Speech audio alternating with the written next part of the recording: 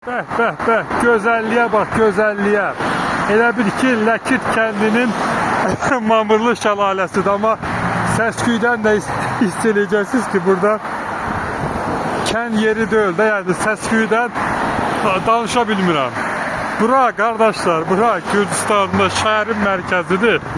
Tiflis'də, yəni bildiğin şəhərin mərkəzidir, yəni. Avtobus falan da keçir. Mərkəzi bir yerdə, qardaş.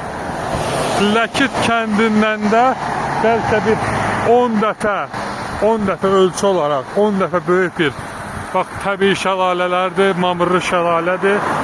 Oradan çəkə-çəkə gəlmişəm, heç kim üçün də maraqlı deyil, heç kimin də diqqətini çəkmir. Hətta bura, yəni gəlmək üçün səki belə yoxdur, yəni məcbursan yola çıxmağa. Səki belə yoxdur və heç kimə də maraqlı deyil. Amma halbuki qatda bizim Ləkiti şəlaləyə hər il 10 minlərlə turist gəlir, amma bax bu gözəlliyi üçün yəni insanlara maraqlı deyil. Görəsən, yəni qardaş, bizdə turizm imkanları bu qədər mi zəifdir ki, başqa bir yerdə insanlara maraqsız olan bax bu təbiət mənzərəsi Azərbaycanda insanların diqqətini çəkir.